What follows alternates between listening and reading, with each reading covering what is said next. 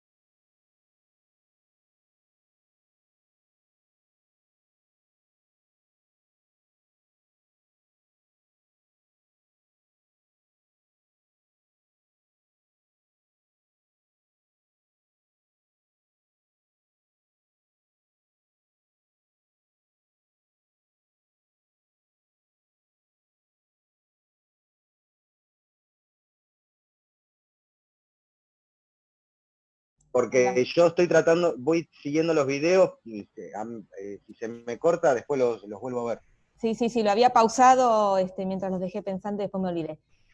Sí, gracias por hacerme acordar.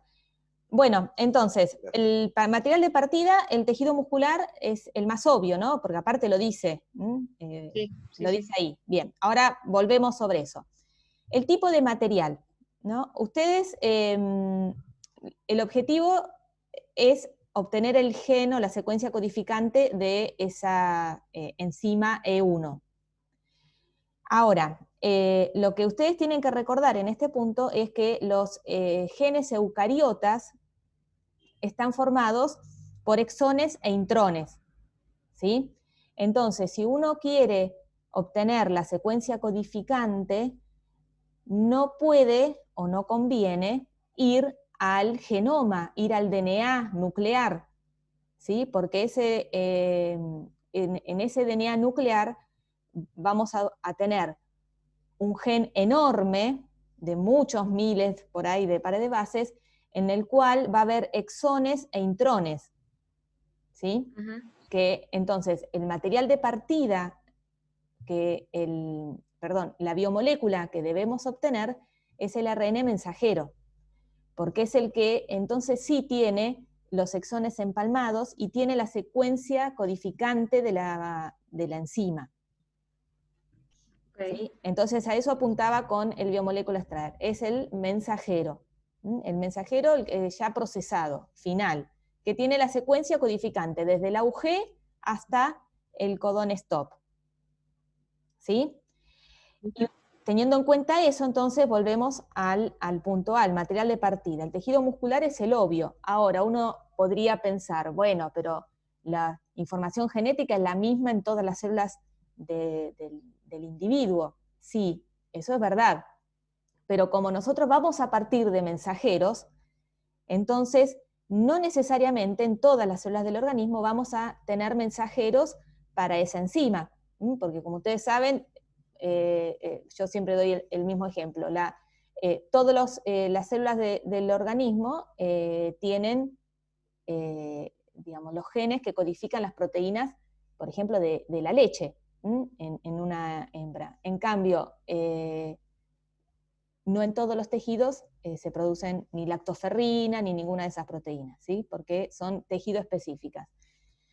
Entonces, si alguien en el punto 1 piensa y dice, bueno, sí, los genes están, o el material, la información genética es la misma en todas las células, eso es verdad, pero desde el momento que queremos obtener la secuencia codificante a partir del mensajero, tenemos que ir al tejido o a la célula donde ese mensajero se exprese y donde esa enzima se exprese. ¿Dudas sobre esto? Sí, es importante. Sí. Yo había pensado como las células adiposas, imaginándolo algo más como un humano que como un pez, pero no sé si era lo mismo, o sea, para el metabolismo de los ácidos grasos.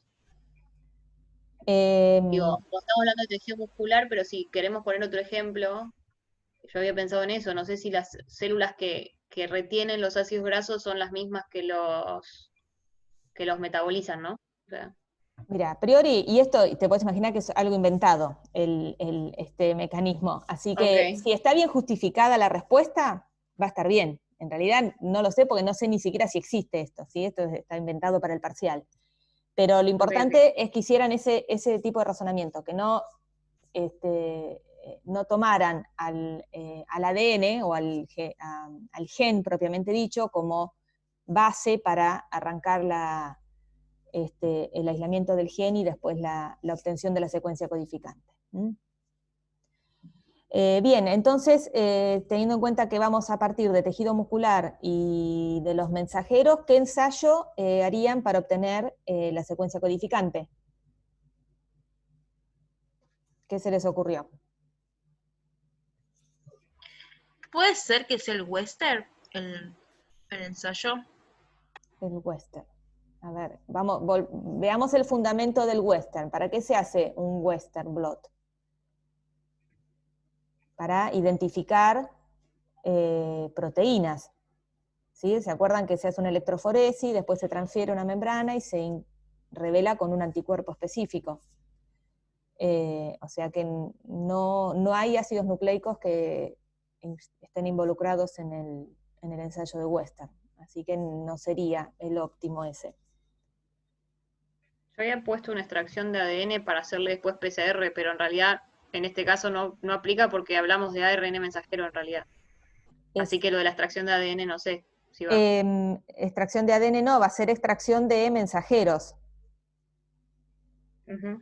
¿sí? Y entonces, ¿qué ensayo podríamos hacer a partir de mensajero?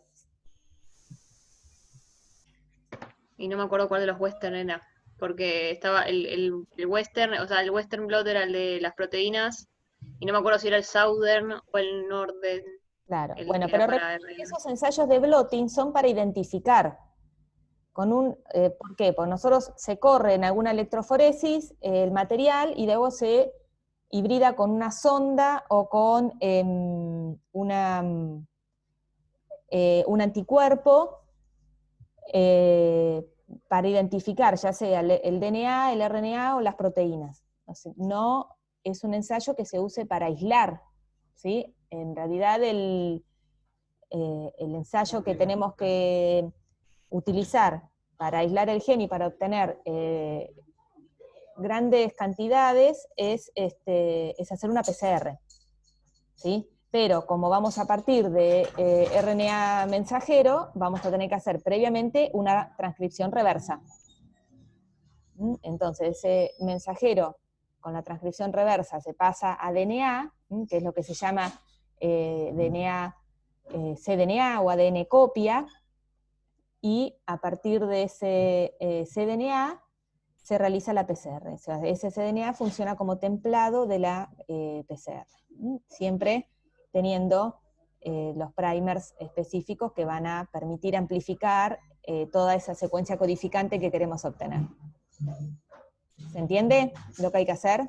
Si partiéramos de ADN, hacemos PCR directa. Como partimos de ARN, tenemos que pasar ese ARN a ADN copia y desde ahí usarlo como templado para la PCR.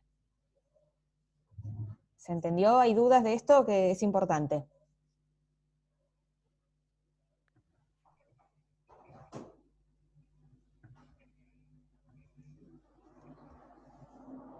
En cuanto a lo que es la obtención en sí, o sea, más allá del PCR, ya sea para ADN o para RN, que es Sí. para amplificar, ¿hay algo? ¿Nosotros vimos algún tipo de ensayo donde explique cómo extraer el ADN o el ARN? No, porque eso lo vemos en el laboratorio. No. Ok, no, ok, listo. Porque Ustedes yo lo saben había que... pensé que la pregunta iba para ese lado. O sea, porque No, yo puse porque... PCR en el punto siguiente como visualización. Claro. No. Simplemente ustedes sepan que es factible extraer el material genético, como es factible obtener proteínas de una preparación.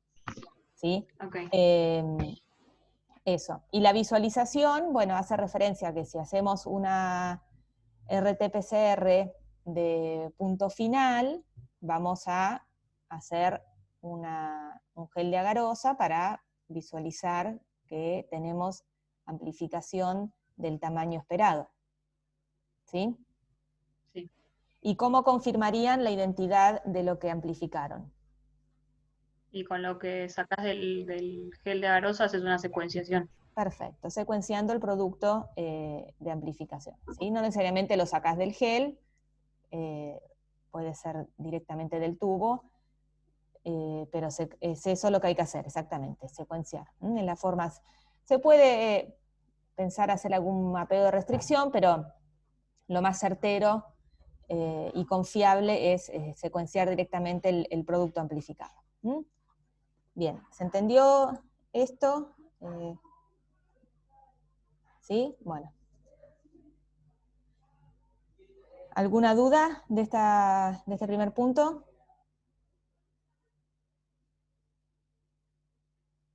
Bueno, pasamos al segundo, entonces. Yo les voy mostrando primero sin el resultado y después con el resultado. Bueno, entonces, para la detección rápida de este gen,'sí? Ya no para aislarlo, para hacer una detección, se diseña una PCR que amplifica 300 pares de bases en el extremo 3' de dicho gen. ¿Sí? Ustedes saben que el gen puede ser de 2000, 3000, 4000, la secuencia codificante, dependiendo el tamaño que tenga esa enzima, pero uno puede hacer PCRs que sean un pedacito interno de esa secuencia.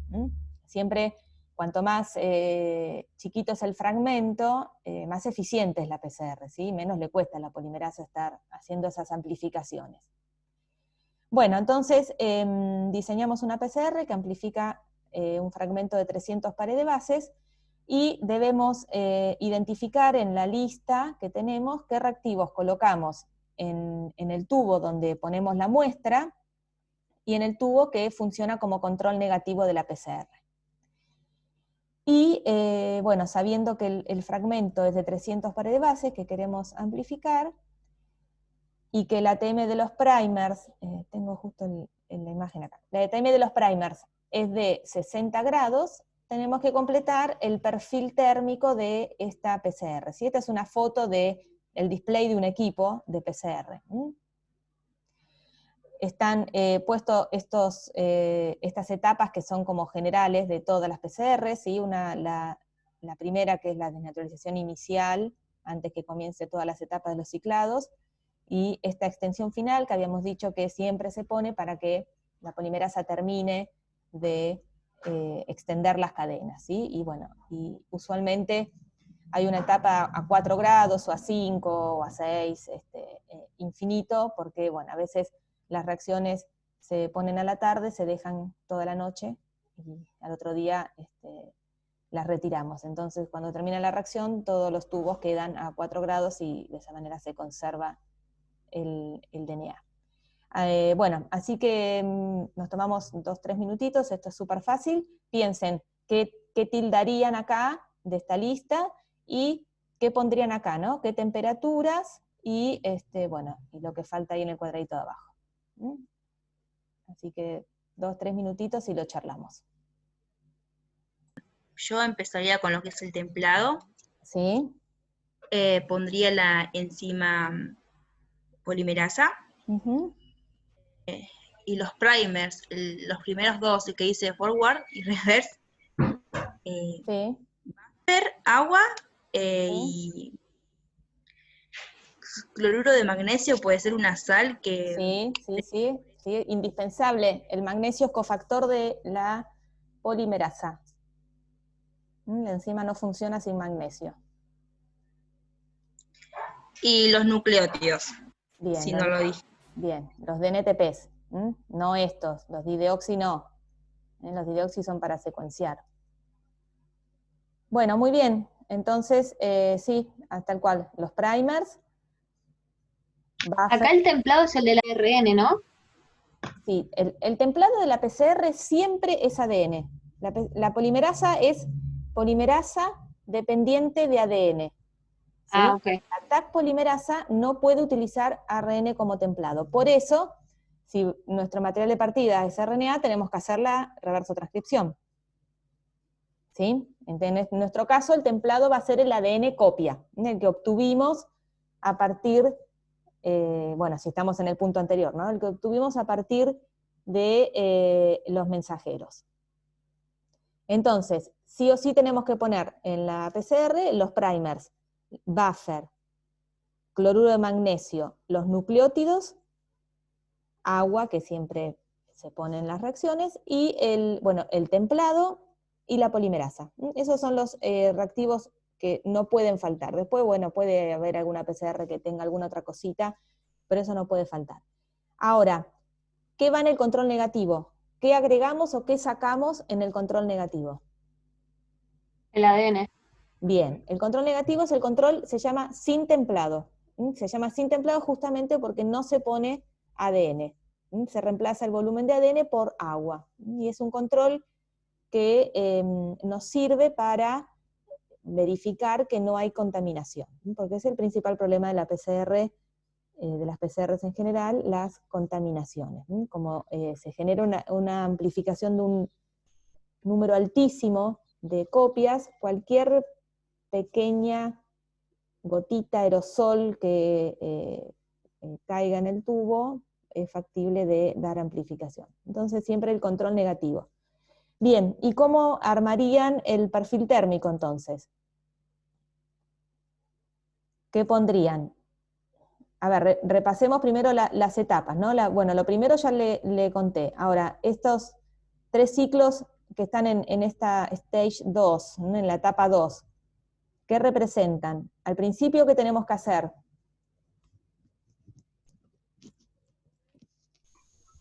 Desnaturalizar. Calentar para separar las hebras. Exacto, calentamos, ¿sí? Ahí, en este caso, tenemos puesto el tiempo, 15 segundos, ¿a qué temperatura? 94, 95 grados. Y a la misma temperatura que la inicial.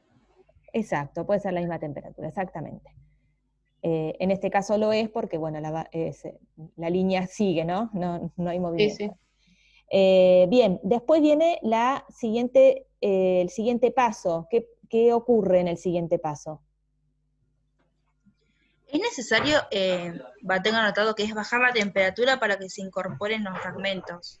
Para que hibriden o se peguen los primers, exacto.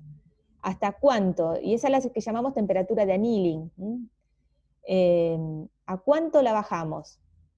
A 60, ¿no? Porque es lo de como la temperatura de Sí. los primers. Claro. Ustedes después fíjense bien en la teórica que en general se utilizan entre 2 y 5 grados menos de la temperatura de melting.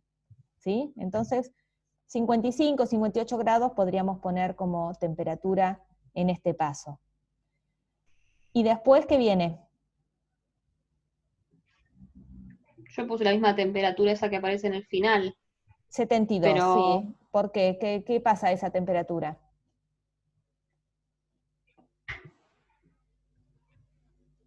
¿Qué falta en la reacción? Desnaturalicé, separé las hebras del DNA. Sí, la enzima, la Taq polimerasa ya empieza a actuar. Claro, falta la síntesis, ¿sí? Entonces, pero lo que no sé es qué pasa, o sea, más que empiece a funcionar la polimerasa, ¿y ¿es qué eso significa? nomás? Claro, ¿qué significa que funcione la polimerasa? La polimerasa tiene su actividad óptima es a esa temperatura, a 72. Hay otras polimerasas que es a 60, pero esa es la temperatura óptima de trabajo de la polimerasa. Entonces, cuando llevamos a 72, le damos a la polimerasa las condiciones óptimas de trabajo, ¿sí? Recuerden lo que necesita una enzima para trabajar, tiene su cofactor, tiene el buffer, tiene el pH adecuado, la temperatura adecuada, ¿qué hace? Sintetiza.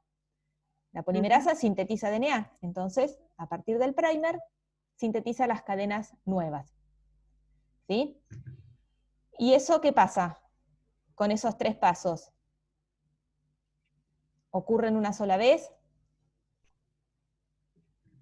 Y no, depende. No se puede definir eso como cuántas veces se repite el ciclo. Sí, se repiten. Por eso se Sí, llama hasta 30 reacción. más o menos, ¿no? Claro, exacto. ¿Sí? Hasta 40 es el número que se puede, que tiene sentido ponerle como números de ciclos a la PCR. ¿Sí? Esos 3 pasos se repiten 30, 35, 40 veces, y es lo que genera el gran número de copias que es capaz de amplificar la PCR. Una vez que terminaron los 35 ciclos, por ejemplo, se ocurre esa extensión final y se terminó la reacción. ¿Sí? Pero digamos, el sentido de la PCR justamente es ciclar. Por eso se llama así, reacción en cadena de la polimerasa, porque está ciclando, repitiendo estos 3 pasos muchas veces a fin de generar, bueno, esos billones de copias que se generan cuando termina la reacción. ¿Sí? ¿Se entendió? Sí. Bien.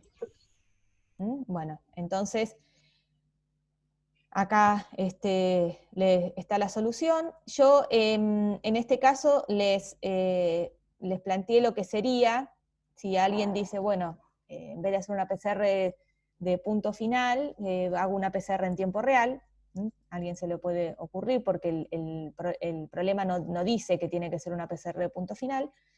Entonces, bueno, en el caso que sea una PCR en tiempo real, aparte de todas las cosas que ustedes me mencionaron, hay que ponerle, por ejemplo, la sonda con el fluoróforo.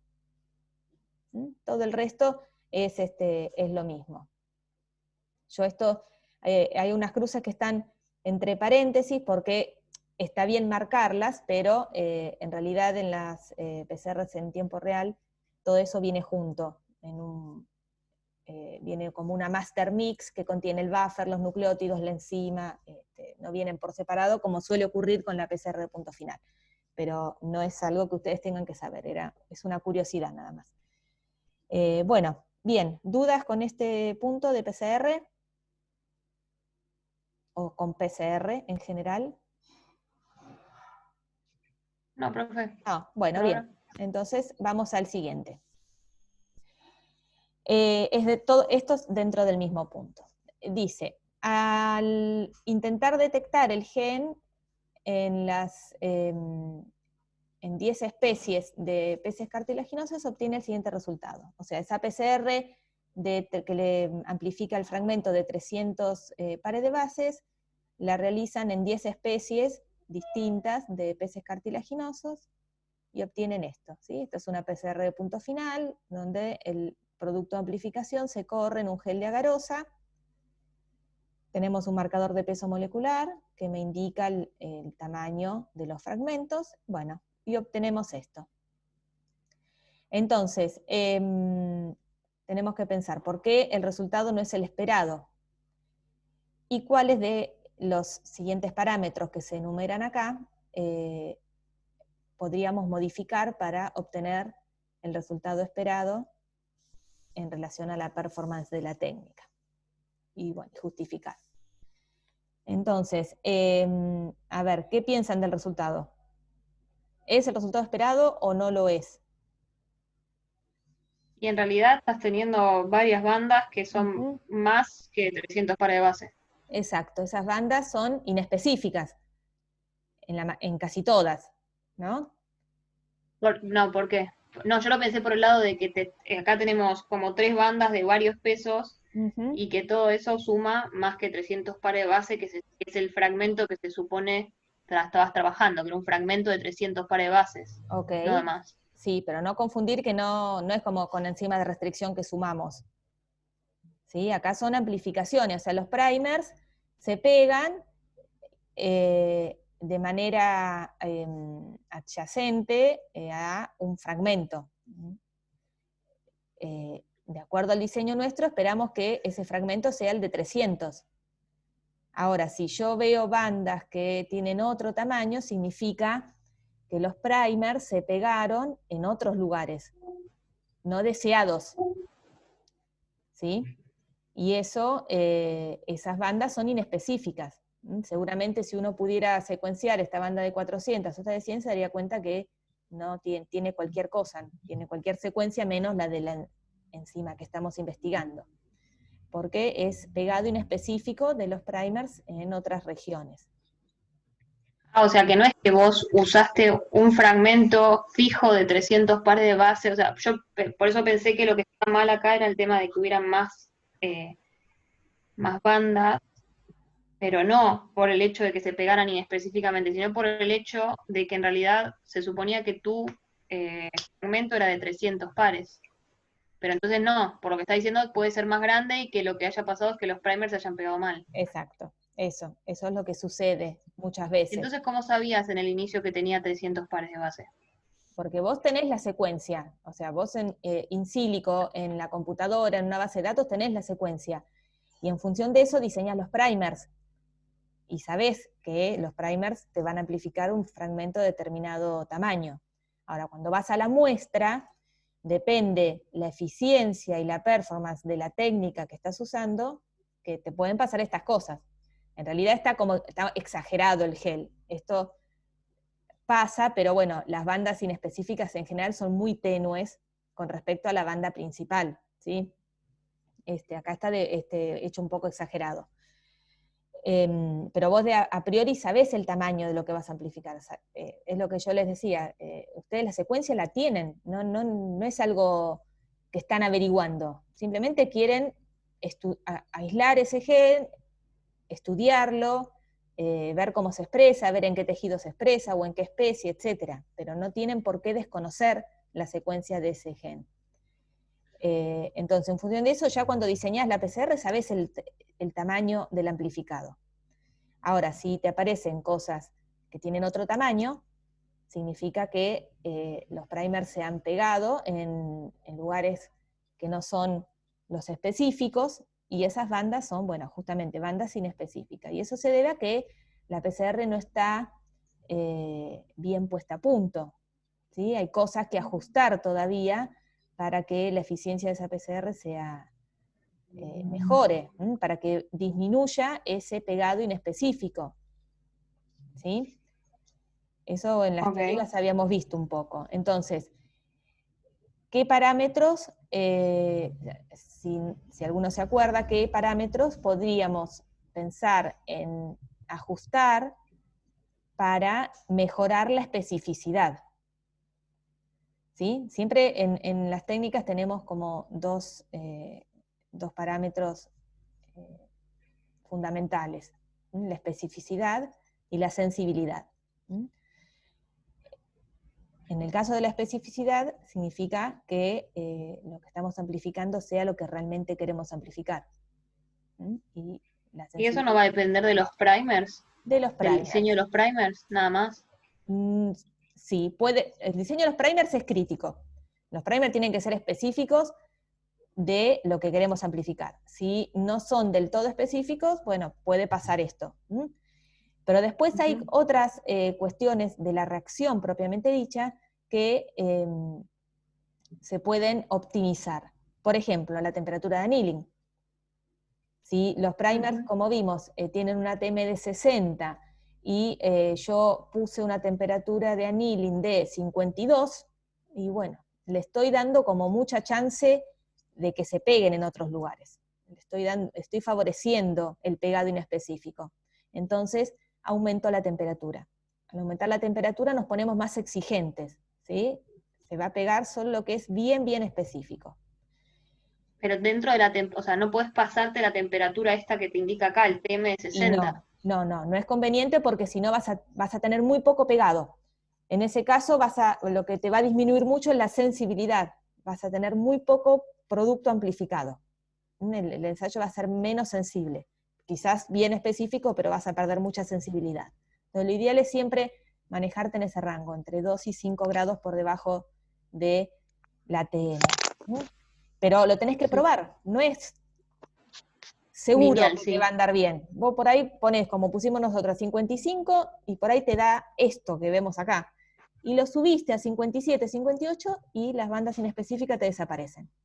Entonces, algo que se sabe que hay que probar por alrededor de esa temperatura, pero hay que probarlo, ¿sí? Esto es experimental, se define de manera experimental. Y el otro, bueno, la concentración de agarosa no tiene nada que ver, eso se dan cuenta. El número de ciclos, eso ya lo vimos en la diapo anterior. Hay un número máximo de ciclos que podemos tener. Y en última instancia, el número de ciclos, lo que... alguien está dibujando. Lo que puede aumentar, o lo que puede mejorar al aumentar el número de ciclos es la sensibilidad, porque si tengo muy poco material de partida, al poner más ciclos en la PCR, le estoy dando más chance de que haya más amplificado, y que ese amplificado sea visible, por ejemplo, en el gel de agarosa. Sí, pero si está mal diseñado todo, se te va a amplificar lo que está mal también. Claro, exacto. Por eso el principal tema es el diseño de los primers. Eso es lo primero que tiene que estar bien. Después los otros puntos, que son los que aparecen acá, son propios de la reacción, de las condiciones de la reacción enzimática. ¿Qué más? El tiempo en el paso de extensión tampoco afecta la especificidad. El agregado de dimetilsulfóxido se utiliza sobre todo para ayudar a la desnaturalización de la doble cadena. La concentración de cloruro, sí, era el otro parámetro que podemos controlar o estandarizar, ¿sí? Concentraciones altas de cloruro también favorecen la aparición de bandas inespecíficas. Y bueno, utilizar una polimerasa trabaja 37, no no estaría en principio afectando esto.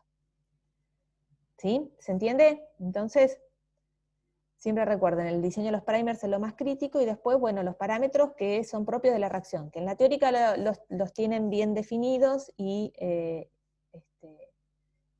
todo esto que les estoy diciendo de qué parámetros afectan o no la eficiencia de la PCR también lo tienen bien explicado. ¿Alguna duda de esta parte?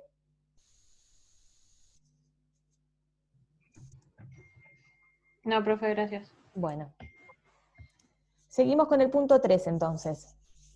Para continuar con el estudio, se realiza el siguiente experimento. Se toman muestras de músculo de 10 peces cartilaginosos, se extrae el ARN mensajero, y se somete el material extraído a una corrida electroforética en gel de agarosa. Se transfiere una membrana, se incuba con una sonda marcada con radioactivo, y los resultados son los que están en esta figura.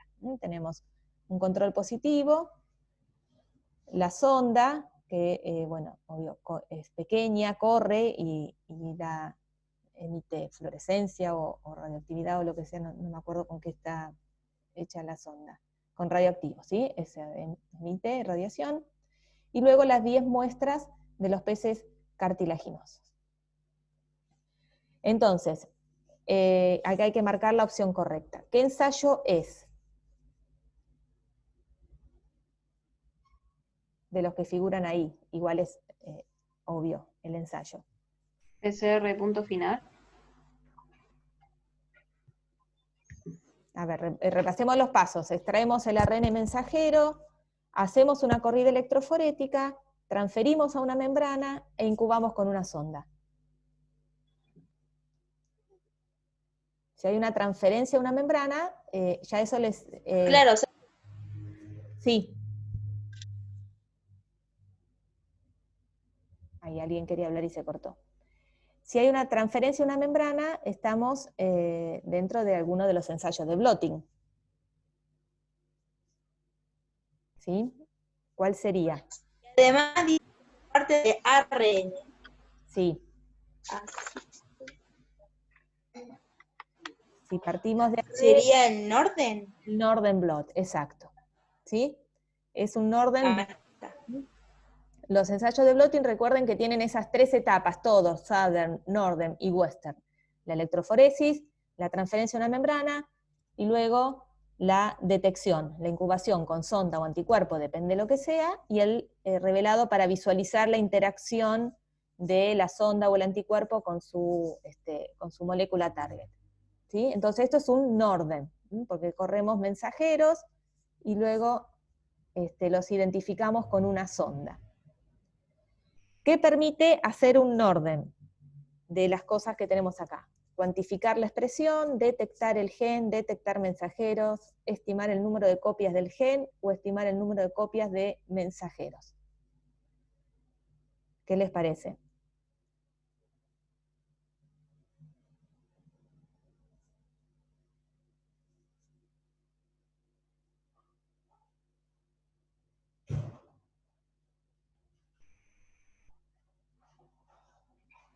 Detectar los ARN mensajeros. Detectar los ARN, exacto, ¿sí? Como estamos con un Northern, todo lo que diga gen ya lo descartamos, ¿sí? Porque no estamos con ADN. O sea que cuantificar la expresión o detectar un gen, lo descartamos. Detectamos los mensajeros. ¿Pero sirve para cuantificar también o solo para detectar? Solo para detectar. ¿Sí? Solo para detectar. Ahora, si quisiéramos cuantificar el ARN mensajero, ¿qué utilizarían?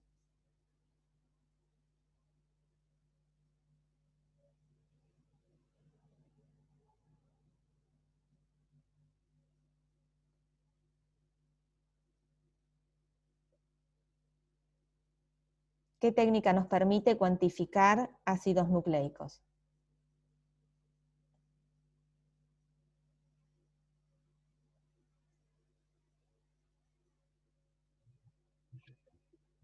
¿Se puede hacer espectrofotometría? Bueno, Digo, tendrías si lo pudieras como monitorear con algo, no sé. claro, tendrías que tener aislado justo ese digamos, si vos pudieras aislar alguno de estos mensajeros que estás detectando acá, y lo medís, y por espectrofotometría se mide el DNA, pero como en la preparación, fíjate que es una muestra de músculo que a partir del cual se extraen los mensajeros, o sea, vos en el tubo tenés todos los mensajeros del músculo, ¿sí? Entonces, si vos eso lo medís en espectrofotometría, vas a medir todo, porque no te permite... No, pero puedes hacer la eliminar. PCR en tiempo real. Ahí está, ¿sí? Siempre va a ser por una PCR, porque con la PCR ya apuntamos al mensajero que nos interesa, ¿sí? O sea, hacemos una RT, porque recuerden que el templado de la PCR siempre tiene que ser DNA, hacemos una RT y luego la PCR. Al hacer la PCR nosotros ya, digamos, amplificamos solo el mensajero que nos interesa, de todo ese océano de mensajeros que puede haber en la preparación. Y al hacer el tipo de PCR en tiempo real, que también se las suele denominar PCRs cuantitativas o qPCR, nos da la posibilidad de cuantificar. Obviamente debemos disponer de una curva de calibración para poder luego hacer la extrapolación y cuantificar el material de partida. Entonces, sí, sería para... El NORDEM es solo para detectar, y si queremos cuantificar, usaríamos una RT-PCR en tiempo real. Bueno, ¿y qué indican los resultados? ¿Cómo interpretamos esto? Todas las especies expresan E1. Recuerden que cuando hablamos de expresión, decíamos que tenemos dos niveles, el nivel de la transcripción y el de la traducción. ¿Sí? Un gen se tiene que transcribir a mensajero, y luego ese mensajero se tiene que traducir a proteína. Son como los dos niveles. Entonces este es el primer nivel de la expresión, la generación de mensajeros.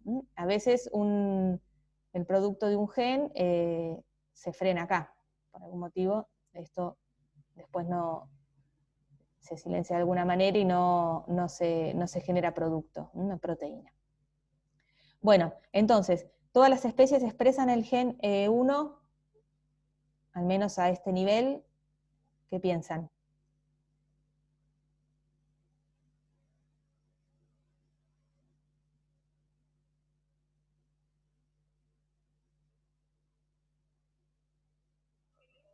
Una pregunta, profe, Sí. el control positivo es lo que yo tengo que obtener, ¿no?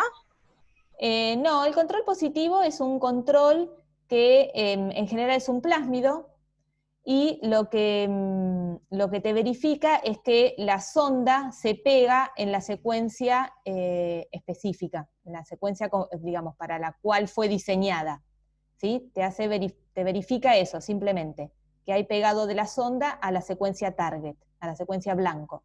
Pero el control positivo suele ser un plásmido, a veces es una muestra positiva, pero no necesariamente tiene que tener el mismo tamaño de lo que vos estás buscando. Porque si es un plásmido, por ejemplo, no, lo vas a linealizar o cortar con alguna enzima, y bueno, vas a tener un fragmento que puede ser distinto al tamaño del mensajero que estás buscando en este caso. Ok, entonces, si entendí. En ese caso, la opción B, que dice que el gen 1 es distinto en todas las especies, ese no iría. Y esa, a ver, no lo podemos decir con esto, porque eso no se confundan. Nosotros acá estamos viendo los mensajeros. Los mensajeros son el producto de la transcripción del gen y la maduración de ese transcripto primario. Así que de acá al gen, no sé, con esto no lo puedo saber. Sí, listo. ¿Todas las especies se expresan? Y bueno, no, porque acá en la 10 no veo nada. O sea, no puedo decir que en todas las especies expresan. ¿Qué me dice? ¿Cómo me doy cuenta si expresa o no expresa? Bueno, si veo banda, ¿sí? Si yo acá estoy corriendo los mensajeros y estoy poniendo una sonda que me reconoce el mensajero específico, y en la especie 10 no veo nada, bueno, puedo asumir que acá no tengo mensajero de esa enzima. A priori, podría pensar eso. Algunas especies pueden procesar de manera distinta, tengo el video que no llegó a ver. De manera distinta al transcripto primario. ¿Qué piensan de esa afirmación?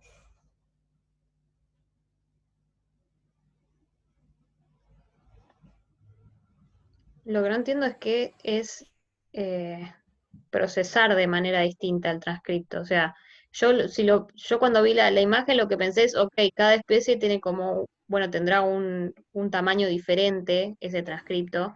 Por ejemplo, de la 3 a la 6 son más o menos del mismo peso, de la 7 a la 9 son del mismo peso, pero no sé qué significa que puedan procesar Bien. de manera. No, bien, vamos a repasarlo. Eso igual no se preocupen que lo tienen en las teóricas. Los genes eucariotas, recuerden que están formados por exones e intrones. Cuando se produce el transcripto primario, que ocurre en el núcleo, ese transcripto primario tiene todos los exones y los intrones.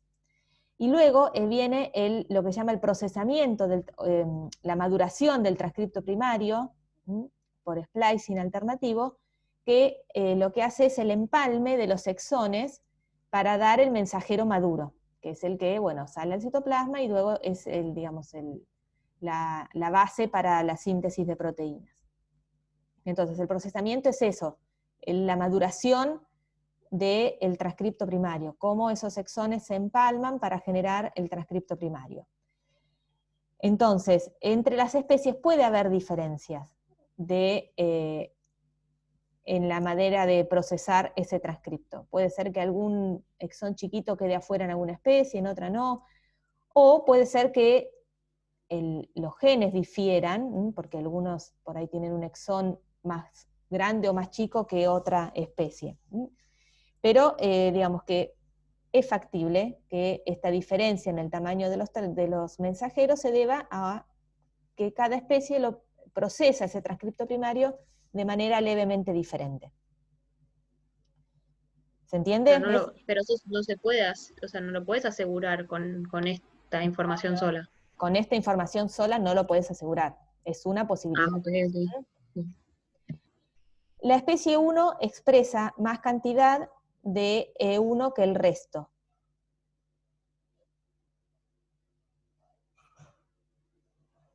¿Sí? Bueno, esto lo pregunta porque esta banda parece como un poco más fuerte, pero en realidad ya hablamos que este ensayo no me permite cuantificar. Si bien, si tengo una banda más fuerte, puedo sospechar que tengo más cantidad de mensajeros en ese tubo, pero no es un ensayo cuantitativo, así que no lo puedo afirmar. Profe, y aparte una consulta, yo Sí. esa no la había como seleccionado, pero porque como solo dice E1, y nosotros acá estamos viendo ARN mensajero, no estamos viendo la enzima o la proteína. Pensé que era como que la trampita. Más cantidad, y también eso, exacto. ¿Sí? Más cantidad de uno, si uno piensa que es más cantidad de proteína, no, porque no es una técnica que me esté permitiendo medir proteínas, exactamente. Está la trampita. Y la última, la especie 10 no posee el gen E1. ¿Qué piensan de eso?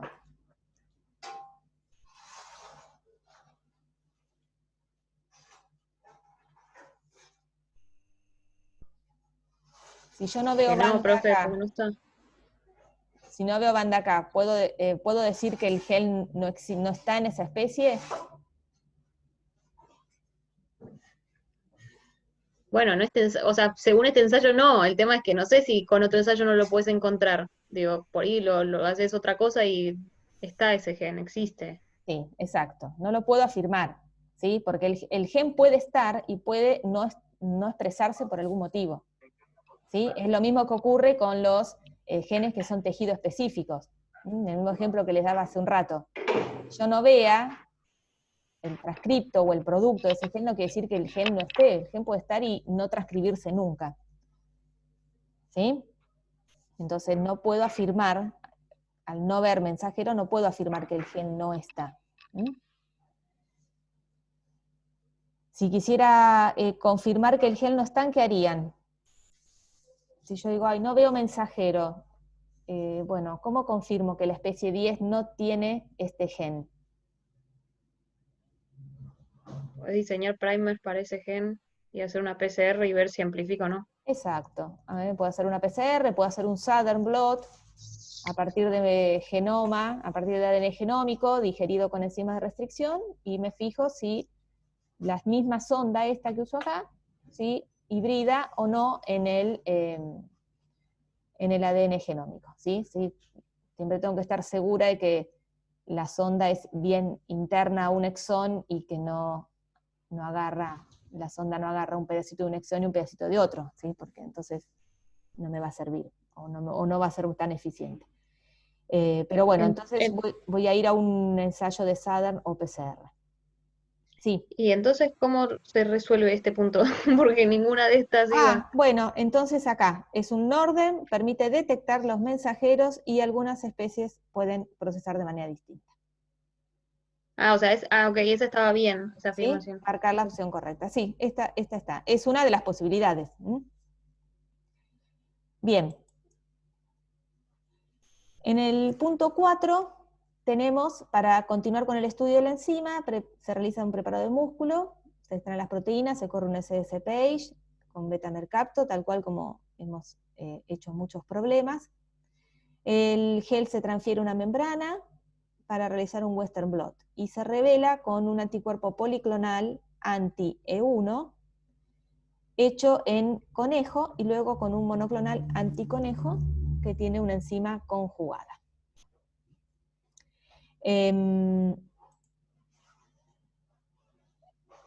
Indique si las siguientes afirmaciones son verdaderas o falsas.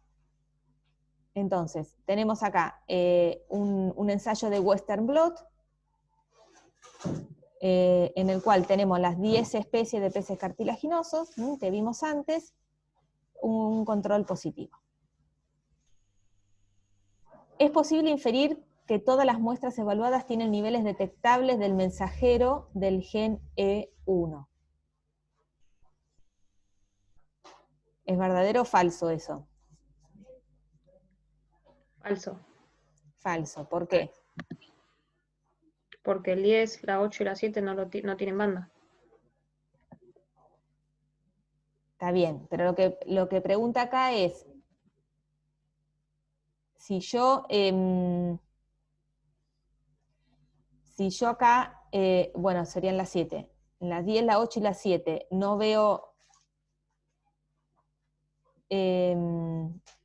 banda. No, bueno, está bien así. Es posible inferir que todas las muestras, bien.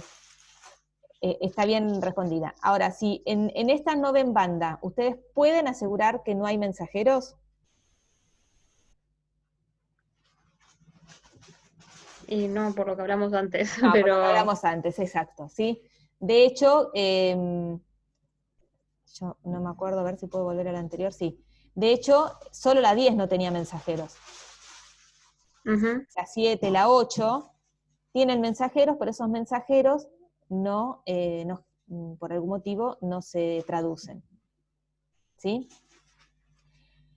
La proteína codificada está formada por una sola subunidad.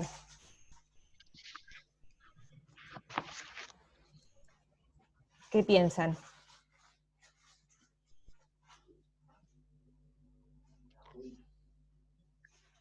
Y en principio sí puede ser, o podría pasar de que fueran dos subunidades iguales. Exactamente. Digo, porque no se ven dos bandas. Exactamente, sí. Y en este punto, cuando, si tienen alguna pregunta así, al llegar acá, tienen que volver a revisar qué anticuerpo están usando. ¿Sí? En este caso es un anticuerpo policlonal. Si es un anticuerpo policlonal, significa que tienen una población de anticuerpos que reconocen a la enzima E1.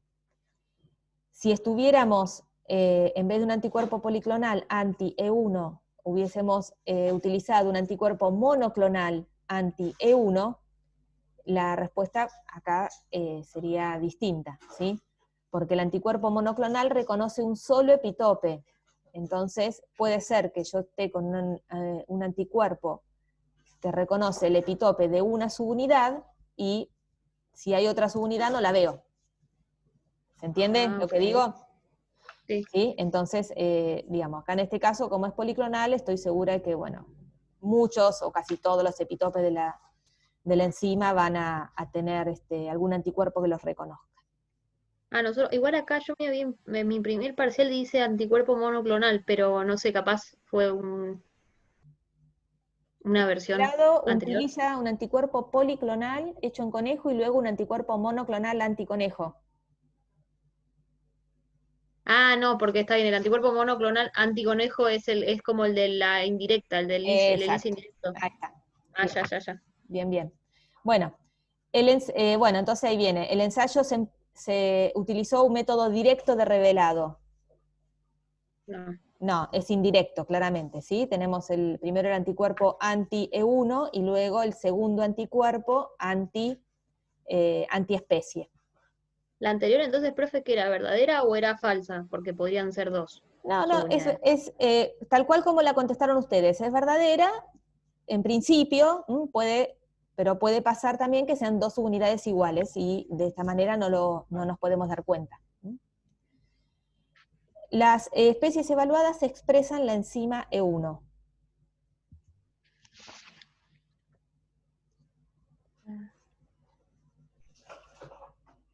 Las especies evaluadas.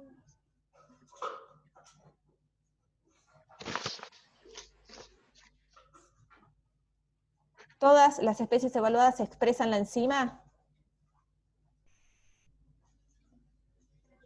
No. No, claramente la 7, la 8 y la 10 no, ¿sí? No hay enzima, digamos, no es posible detectar la enzima en esas especies.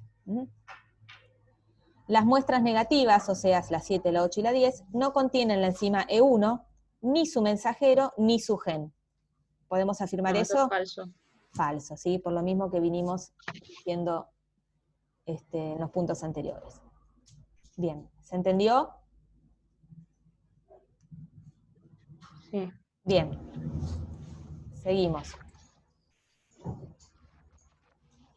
Bueno, en el punto 5 pedía revisar las técnicas de los puntos 2, 3 y 4 y pensar una técnica alternativa que me permita obtener como mínimo los mismos resultados. Entonces, en el punto 2 teníamos una PCR, en el 3 un Northern Blot y en el 4 un Western. Entonces, ¿qué técnica alternativa podrían utilizar a la PCR para detectar un gen o una secuencia de ADN?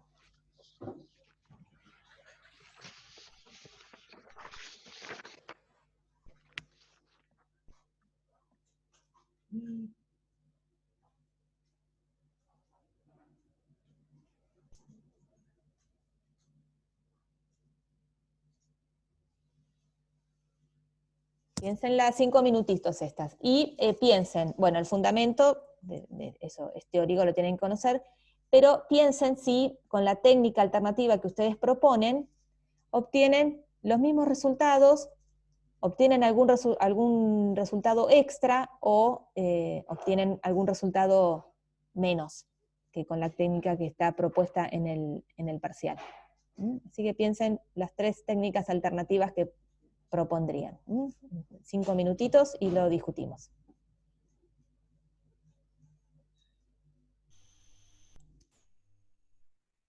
Bueno, ¿pensaron las técnicas?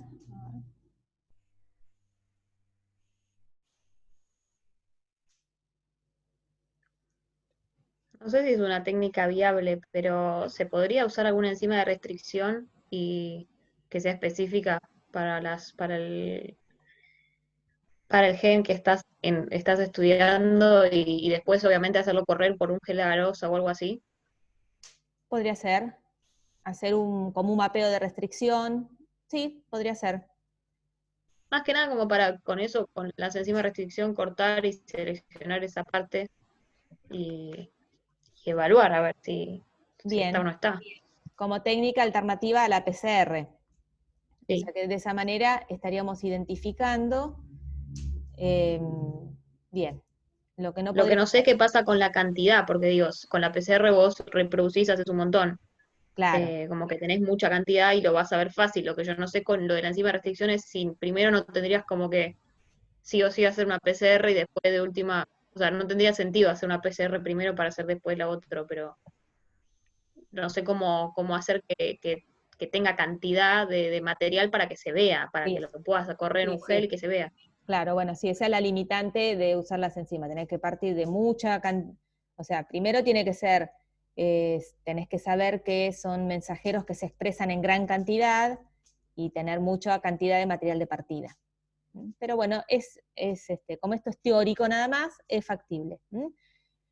¿Alguna otra técnica que se les haya ocurrido para alternativa a la PCR? ¿Sí? Recuerden que era una PCR para detectar rápidamente el gen.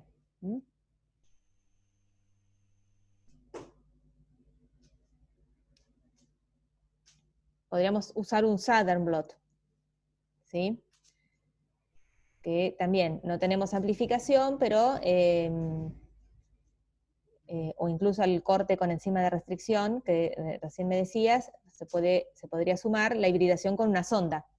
Entonces eso aumenta la sensibilidad, y aunque no tengamos la amplificación de la PCR, bueno, lo salvamos un poco con eso. Entonces, nuevamente, con un Southern podemos detectar, pero nos estaríamos perdiendo la posibilidad de cuantificar.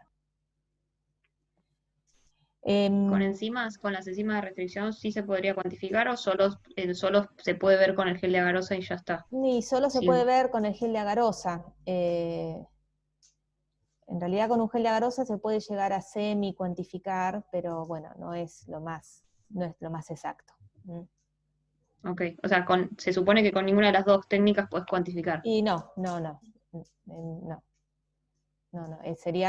Podríamos llegar a algo semi-cuantitativo únicamente. Bien, en el punto 3 teníamos un Northern. ¿Con qué podrían reemplazarlo, el Northern blot, para detectar mensajeros? Siempre cuando piensan en esto tienen que pensar qué técnica y para qué objetivo, ¿sí? Por eso decía, una PCR para detectar rápidamente el gen, un Northern blot para detectar mensajeros. Entonces, ¿con qué podríamos reemplazar eso?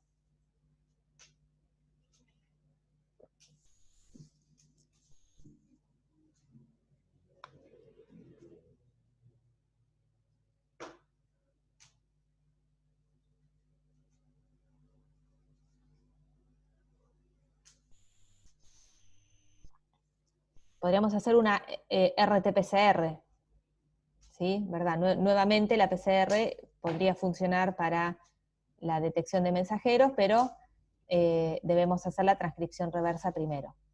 De esa manera podemos identificar los mensajeros específicos, ¿sí? Y si vos sabés que tenés un mensajero específico, ¿no podrías pensar en utilizar o alguna enzima, o sea, no sé, digo, una enzima como puede ser un combo de enzimas, pero que te traduzcan y que obtengas proteína, digo, como para saber si efectivamente lo tenés el RNA mensajero? Se supone que si está, deberías obtener las proteínas que buscas o que va a codificar ese ARN mensajero. Sí, sí. No sé si existe esto, ¿no? Pero Sí, digo, sí, si pensarlo al revés, en vez de ir para atrás, ir para adelante, pensar en sí. yo tengo el ARN mensajero, quiero saber si está, bueno, quiero ver si está codificando proteínas. Sí, no es lo más frecuente, pero sí se puede hacer una traducción in vitro. Sí. ¿Sí? Muchas veces cuando se tienen este tipo de mensajeros o se tienen los genes en plásmidos y demás, también se utilizan algunos sistemas para verificar eso. ¿Sí? Podemos ponerlo en una bacteria y que la bacteria haga la transcripción y traducción, etc. Claro. Pero sí, si en el conjunto, en el tubo donde tengo todos los RNAs que extraje, está mi mensajero específico, debería poder tener proteína a partir de eso si le doy todos los insumos y condiciones necesarias para que la síntesis de proteínas ocurra. Así que es factible. Y si no, bueno, la RT-PCR es como más fácil de verificar. Con respecto al Northern, la RT-PCR nos va a dar la posibilidad de de cuantificar también, y bueno, sí, y no más que eso, ninguna ventaja más. Y en el punto 4 teníamos un western para la detección de la proteína, de la enzima. Si no usamos un western, ¿qué podríamos utilizar para detectar una proteína? Espectrofotometría. Sí, bueno, volvemos al mismo caso que cuando dijimos por espectrofotometría detectar el RNA o el DNA. Vos, si tenés una preparación a partir de músculo de una de estas especies, y medís absorbancia 280 o haces algún método para medir proteínas, vas a medir todas las proteínas.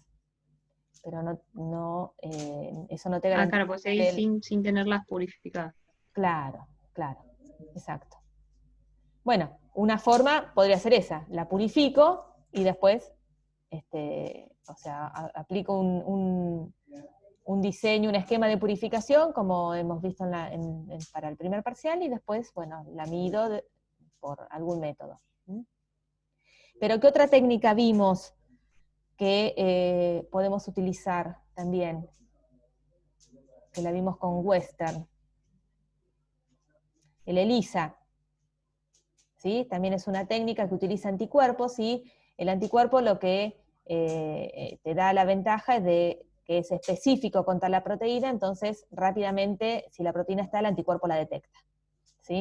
Entonces, el ELISA podría reemplazar al Western blot.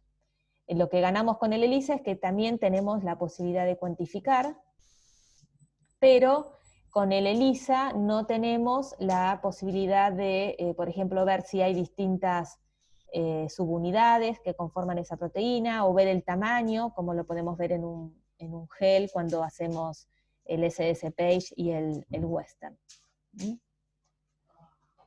¿Se entiende esta parte y esta comparación de técnicas? Sí, profe. Sí, profe. Bueno, igual, no, o sea, ustedes las tienen que leer, o sea, son de las técnicas que vimos en las últimas teóricas, así que por ahí no las tienen bien fresquitas, pero después cuando las repasen, van a ver que era sencillito este cuadro. Bueno, y el último punto, decía que para finalizar los estudios, decide evaluar el efecto de algunas moléculas, metabolitos, en la vía metabólica en estudio. Entonces realiza un preparado de músculo a partir de la especie 1, que se ensaya en distintas condiciones. El funcionamiento de la vía metabólica se evalúa cuantificando la cantidad del metabolito degenerado. Bueno, en este cuatrimestre habíamos visto el metabolismo, así que esto estaba integrado con eso. Pero si toman la primera hoja del parcial, van a ver que la vía metabólica arrancaba en el sustrato A, que pasaba a B por esta enzima E1, y el último producto era D. Entonces, para ver el funcionamiento de toda la vía, uno puede evaluar el producto final, y bueno, eso nos va a indicar que todo está funcionando. Entonces, lo que se hace es evaluar la cantidad del producto D, y se evalúa y cuantifica a través de un ELISA captura sándwich, directo, en el cual se ensayan distintas cantidades del metabolito D por triplicado, se calcula el promedio de cada medición, se construye la curva de calibración, y se linealizan los datos aplicando el logaritmo. Al evaluar la cantidad generada de D en condiciones normales, se obtuvieron esos resultados. Bueno, entonces, ¿qué hacemos acá? Un ELISA para cuantificar, ¿sí? Para poder cuantificar, como siempre, como en todo lo que hemos visto, necesitamos una curva de calibración. Esa curva de calibración la construimos con cantidades conocidas de lo que queremos cuantificar, de modo que hacemos la evaluación de esas cantidades conocidas en dilución seriada de el metabolito D en este caso, y la medimos por el ELISA. El ensayo de ELISA lo que nos arroja como resultado es un valor de densidad óptica, ¿sí? Porque en general el anticuerpo que está conjugado tiene una enzima que cataliza una reacción que produce un producto coloreado, y esa intensidad de color se mide por espectrofotometría y arroja un número, ¿no? Por lo tanto se puede cuantificar. Entonces, una vez que tenemos la curva de calibración, que acá aparece con su ecuación, tenemos que extrapolar el valor obtenido por la muestra, ¿sí? La muestra dio un valor de densidad óptica de 0.385. A partir de este valor, nosotros podemos ingresar a la recta y calcular la concentración del metabolito D en la muestra en condiciones normales. Entonces, lo que pedía este punto era, primero, dibuja el formato de ELISA. El formato de ELISA era un ELISA sándwich directo. ¿Qué significaba? Sándwich es porque tiene un anticuerpo captura y tiene un anticuerpo que detecta. Entonces el antígeno queda como en un sándwich entre dos anticuerpos. Y al ser directo, significa que el anticuerpo detector, el anticuerpo que se une al antígeno, es el que está conjugado, es decir, es el que tiene la enzima o el sistema que sea que nos va a permitir identificar esta interacción entre el antígeno y el anticuerpo. Entonces, bueno, este era el dibujito más o menos que había que hacer. Y luego calcular la concentración del metabolito D generado. Entonces, esto era simplemente ir a la ecuación de la recta, calcular como la relación es logarítmica, tanto entre la concentración como la densidad óptica, tenemos que calcular el logaritmo de este valor, ingresar a la recta y, bueno, esto ya lo he hecho muchas veces. Y de esa manera calculamos la concentración del metabolito D. Bien, y el tercer punto, ahí les había puesto que no lo resuelvan porque en realidad esto dependía de la clase de metabolismo, que en este lo habíamos visto con un poquito más de profundidad. Así que bueno, eso hasta ahí sería la resolución de este parcial. ¿Dudas?